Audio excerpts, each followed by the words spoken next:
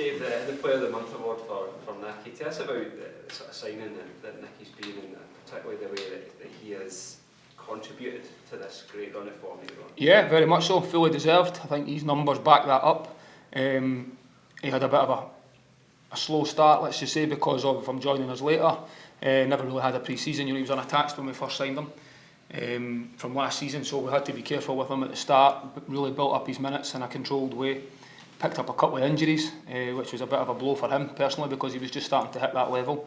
But you can clearly see since he's came back into the team, he worked really hard during his rehab, and he's took his opportunity. As have a lot of players been given the opportunity, have stepped in and the performance levels have improved, and he's definitely benefited from that, and you can see how he's affecting games of football in a real positive way, which is great. He's had such an interesting career trajectory, Nicky, and so many different experiences that a lot of these guys maybe wouldn't have had. How does that help in and around the squad and the dressing room, everything, all the different kind of football that he's gone and seen in his career? Yeah, I think, listen, there's many different ways to get to it. You find your level or where he can get to, and he's not quite, he's still got a ceiling, he can go higher at times. Of course, he'll always back himself to do that.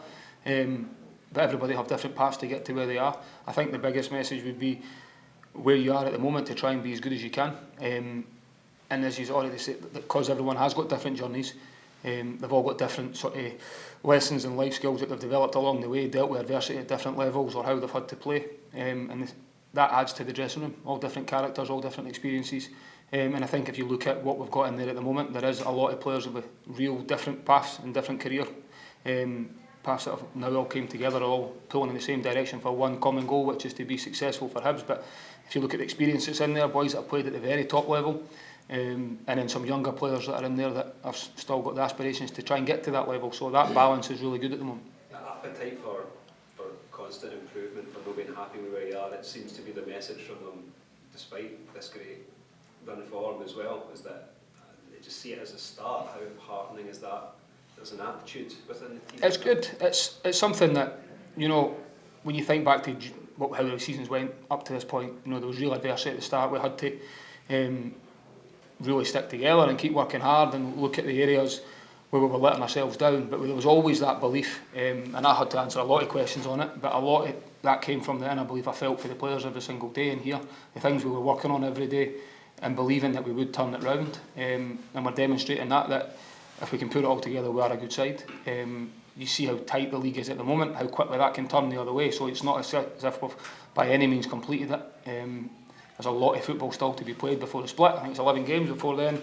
And our challenge is to try and make sure we're in that top six clearly, and then keep looking up the way. And I think that's the message to all the players, to not get complacent, keep working hard and keep pushing it to see how far we can take it, because at this moment in time, everything's still achievable what we set off at the start of the season, because we've got a Scottish Cup title to look forward to, and we're still well in the race to make sure we're in that top six and try and qualify for Europe. You mentioned about guarding against any sort of complacency. The tightness of the league, it works both ways, doesn't it? Because you guys are looking up, but so many teams that are right behind you still. 100%. We've demonstrated how quickly things can turn in a positive way in recent weeks. You know, from bottom of the league to the one opportunity we had, if we'd won against St Johnstone, we would have been fifth, I think, at that point. So it just shows you how quickly that turned. And then when you look at the league right now, I think we are, again, a point off the top six, but 3 points off 11th again. I think it's something that could be as tight as that. So it shows you how tight the league is.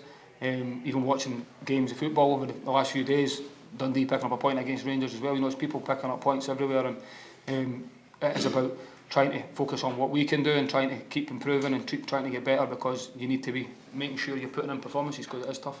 Reports with Rocky this week talking about how he would like to stay. He's obviously coming to the end of his contract. When you speak about him and how you see the future with Rocky, but also does the good form and the performances just now, does it help give you a better picture of who you want to keep in the club for next season? Well, I think Rocky's one of many players that are out of contract at the end of the season. You know, I've got a lot, and I think the best thing to be doing, whatever situation you are in personally, is to try and put in the best level of performance you can when called upon, and Rocky's been a great example of that. I've said it many times, he's had to be very patient this season, not played the minutes he would have liked early in the season, but demonstrated when he has played that he's still he's done very well when he's came in. We're definitely benefiting from the level of performance he's putting in. And he's also adding competition for places. There's other players now that won't be playing that need to be patient and keep pushing to try and be successful and try and get into the team. And as I've said, Rocky's one of several that are out of contract, and there's no better way to try and earn a new contract, whether that be here or elsewhere, wherever it is, to the highest level you can get by putting in good performances. These guys who are out of contract, they can speak to other clubs now. Is that just have to go on an element of trust that they'll be open about when they get approaches, because it doesn't have to go through the club anymore? Yeah, listen, as long as it's about performances, I think my focus is purely on every day trying to improve them. Still, any player that's still contracted to the club, I need to try and improve them every single day. That's the challenge as a coach for myself and my staff. That doesn't change. And then I think that regardless of what age the player is as well, that's something we need to do all the time. And then if they're out of contract and speaking to anybody else, it's just to make sure it doesn't affect what they're doing day to day here. And if it starts to affect performances here, or there's a distraction or whatever it might be, then clearly that will be something that we need to address. But it's in everyone's best interest to try and play at the best level they possibly can, and then what's for you won't go by you. That's the way I always see it. And if that's here, great. If it's somewhere else, then at least it gives them the best possible opportunity. Still expecting to shape the squad ins and outs over the next couple of weeks? Yeah, naturally that will be, with the window being open, there'll be, I'm sure, movement everywhere. As I've always said, that the process, even though the window has been just opened, has never stopped. You're always trying to be proactive as much as you can, work behind the scenes to see what might potentially come available. The big benefit from me personally looking at the squad is we've got 5 players that have been out for a wee while now. And Kieran Bowie, long-term injury, Marvin Ekpiteta, Joe Newell, Eli Yuhan, Miko are all days and weeks away rather than months, which is great. So by the end of the window, you've got 5 players that can come right back into the squad. That really strengthens you as well. And listen, for the squad we've got, if there's anything that can be done that we feel improves the squad whilst the window's open, we will try and look to do that. And if a bit of X factor came along, it's something the club would like to support us on, then that'd be great as well. But at the same time, what we've actually got and what we're working on is about being proactive just in case anything does happen. On the 5 you mentioned there, can you give us a bit of meat on the bones with who's closest, and maybe Kieran Bowie starting to get... Yeah, none will be available for tomorrow, unfortunately, which is the ones that are slower than I thought they would be. Was obviously Eli Yuhan. We'd expected him to be back by now, but he's just had a little bit of a setback. Again, it's days rather than anything else. It's just reacting a wee bit at the moment.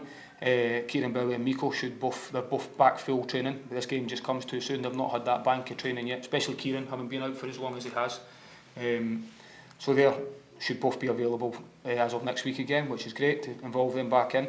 And then you're looking at Joe Newell will be a couple of weeks potentially, so he's had a bit of a setback with his groin. The Kilmarnock game he came off, so we're going to have to intervene there. He's been sort of nursing that a little bit, but the best way to do that now, we'll lose him for a couple of weeks, but that should benefit him longer term.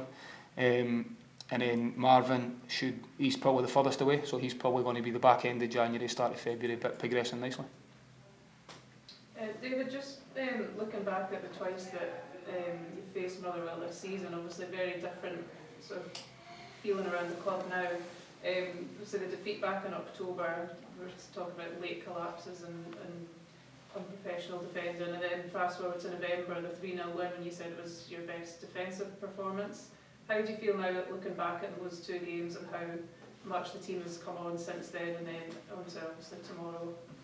I think that's the thing with this league. You play each other that many times that you always look back over the previous games and see how you played or what the opposition done and how you can look to improve, but then their manager's going to do exactly the same thing as well. The big thing, we're obviously in clearly a different place to when we played them initially. So the first game, like you just touched on there, wasn't a good result and performance for us. Well, parts of it certainly wasn't in the way the game finished. And then the game away from home was probably the big one off the back of the Aberdeen point. Midweek we then went to Fir Park and won, which was great because then they were able to back that up and really use it as a turning point in the season.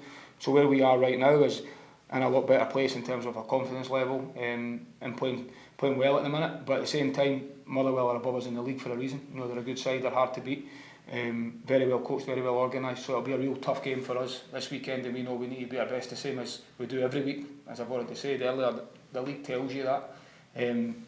But if we can play at the level we are, I'm sure we're going to be